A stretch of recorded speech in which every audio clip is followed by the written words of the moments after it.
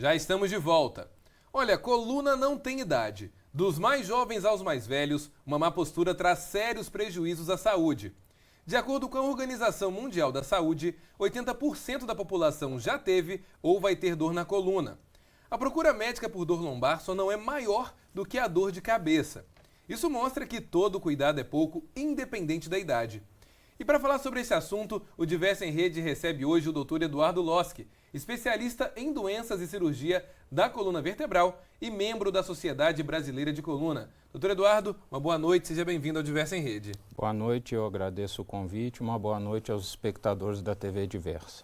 Doutor Eduardo, eu já queria começar esse assunto, perguntando justamente quais são as principais causas de problemas da coluna.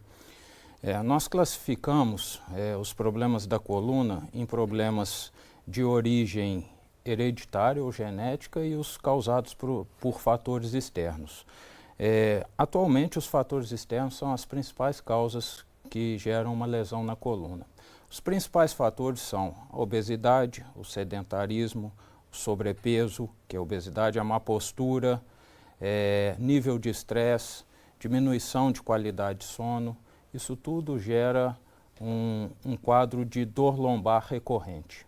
Pois é, e nesse mesmo sentido, muitas pessoas às vezes ficam na dúvida, Olha, dormi de mau jeito hoje, a minha coluna não está tão legal assim, deixo passar um dia, passa dois, as pessoas não sabem, na verdade, quando devem procurar um médico, Quando esse problema começa a realmente ser um problema e as pessoas precisam procurar a ajuda de um profissional. Todos nós passamos, em algum momento da vida, por um quadro de uma leve dor lombar, o que a gente chama de lombalgia. Quando se deve procurar um profissional? Quando essa dor persiste, geralmente por mais de 3 dias, mesmo que seja leve. Se o paciente sente que está tirando a qualidade de vida dele, ou no momento de trabalho, ou no momento de lazer, ou no momento de sono, ele deve procurar um profissional para investigar. E, doutor Eduardo, a gente ouviu muito falar sobre vários procedimentos que acontecem na coluna, Mas um que se destaca é a endoscopia. Como é que funciona a endoscopia da coluna? O nome endoscopia, na verdade, ele quer dizer uma cirurgia por via endoscópica. O que quer dizer a via endoscópica? É o que nós chamamos de uma via uniportal, ou seja, é a entrada de um equipamento, uma cânula, por um acesso de apenas 5 a 7 milímetros, ou seja, menor que 1 centímetro, no qual nós conseguimos tratar a patologia específica que acomete o paciente. Excelente. Nesse mesmo contexto, as pessoas hoje em dia estão procurando muito, essa endoscopia. Quais são os motivos? A endoscopia, ela já é uma técnica consagrada no mundo há um pouco mais de 10 anos. Ela teve início nos Estados Unidos, na Alemanha, na China. Hoje é um procedimento muito comum. Os principais estudos hoje vêm da China sobre a técnica, os resultados, prognóstico. Mas no Brasil, o aumento da procura começou mais agora após o procedimento ter sido incluído no rol da ANS. O que quer dizer isso? Após essa inclusão, ele passou a ser, é lógico que com a indicação correta, de cobertura obrigatória pelas operadoras de saúde, os planos de saúde. Então está tendo uma procura maior pelos benefícios e por agora ter a cobertura. Muito bom, doutor Eduardo. Inclusive, um outro ponto que chama bastante atenção, até mesmo quando falamos sobre isso, é que as pessoas acham que qualquer médico realiza outros procedimentos, E existe também um médico específico para realizar essa endoscopia, correto? Sim, sim. A endoscopia de coluna é um procedimento que tanto o ortopedista com especialidade em cirurgia de coluna, quanto o neurocirurgião com especialidade em cirurgia de coluna podem realizar.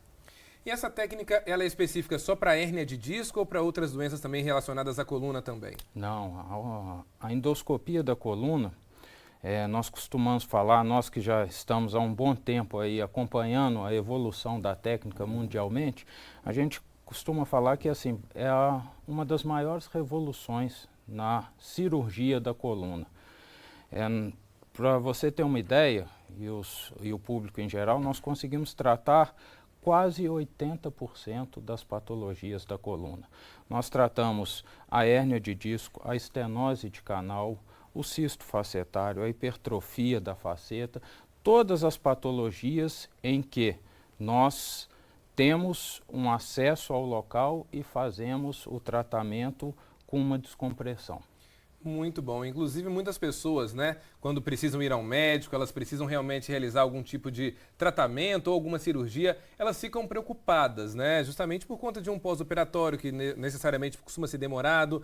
Nesse caso da endoscopia, ela realmente funciona até mesmo numa questão de recuperação mais rápida do que, por exemplo, tratamentos convencionais? Sim, com certeza. A endoscopia é uma revolução, tanto no pós-operatório quanto na reabilitação funcional do paciente. Para enumerar alguns fatores aqui em relação a isso, o paciente hoje, numa técnica convencional de retirada de hérnia de disco, que nós chamamos de dissectomia, o paciente permanece, em média, 36 horas de tempo de internação hospitalar. Já na endoscopia da coluna, para o mesmo procedimento, retirada de hérnia de disco, o paciente ele permanece, em média, 4 a 6 horas o período de internação hospitalar.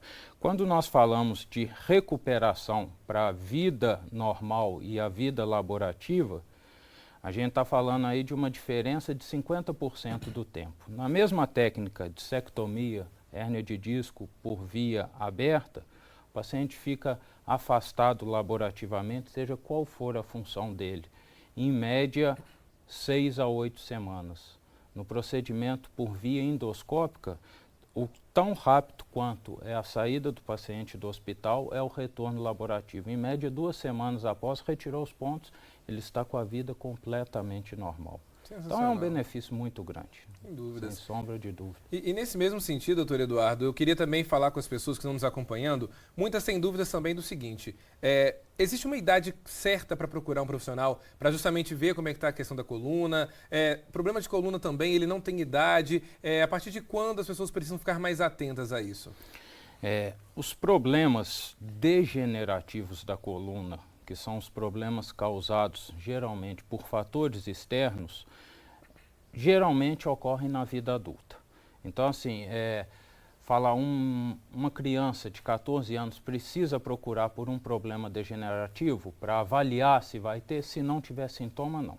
São principalmente os fatores externos que causam a degeneração do disco, a sobrecarga da articulação da coluna, a desidratação discal, a hipertrofia, que é o início da artrose da articulação. Então, esses problemas, essas patologias da coluna, elas ocorrem na vida adulta.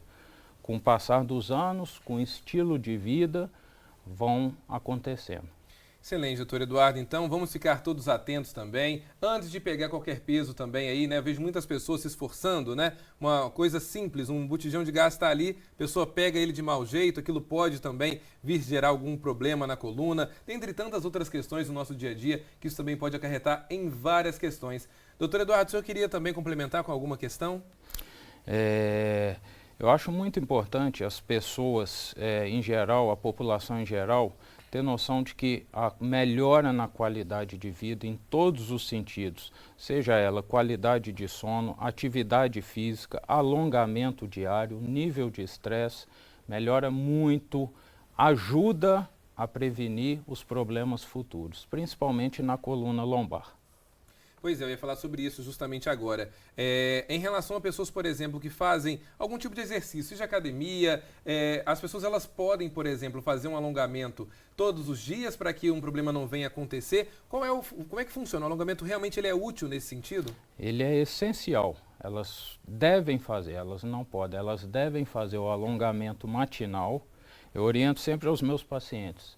Acordou, foi ao banheiro, antes de fazer qualquer outra coisa, escovar os dentes, tomar banho, sair para tomar café, tirar 10 a 15 minutos para se alongar. É a forma de nos mantermos com a musculatura, com a contratilidade muscular ideal e aí sim poder fazer um trabalho de fortalecimento. A academia, alguns anos atrás havia um preconceito, algumas décadas atrás, em relação à prática de academia, de musculação. Pelo contrário, é muito importante, contanto que tem um alongamento saudável. Não adianta você hipertrofiar um músculo se ele não tem a contratilidade e o alongamento ideal.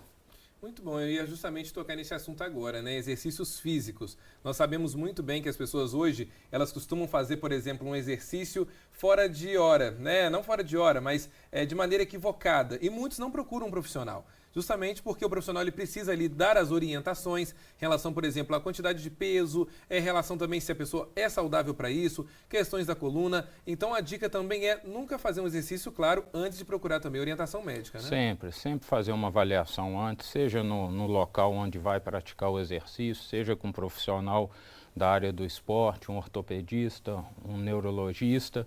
Mas o principal, você hoje quer sair para fazer uma atividade física, iniciar e não vai ter essa condição de fazer uma avaliação, comece gradativamente.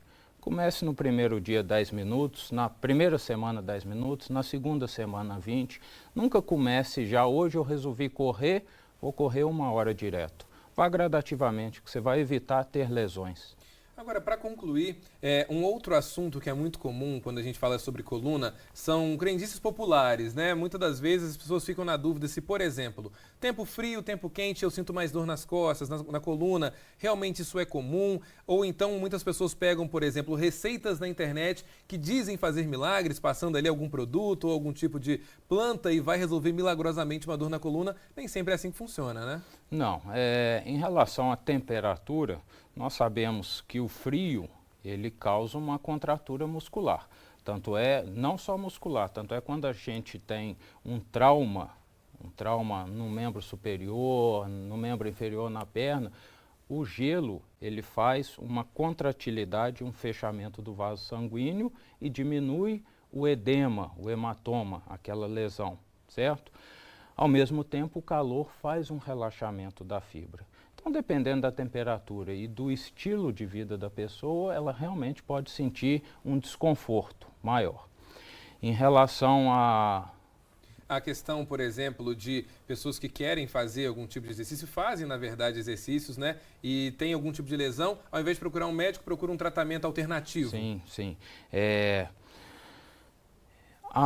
Os medicamentos, as plantas, a maioria dos medicamentos vem das plantas, certo?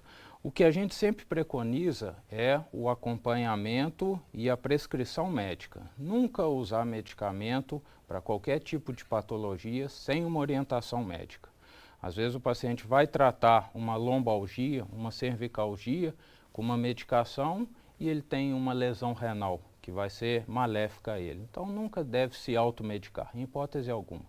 Excelente, doutor Eduardo. Olha, eu fico muito feliz também pelas informações. Com certeza vai ser muito útil para mim e para você também que está nos acompanhando neste momento. O senhor gostaria de deixar mais alguma mensagem? Não, eu estou à disposição.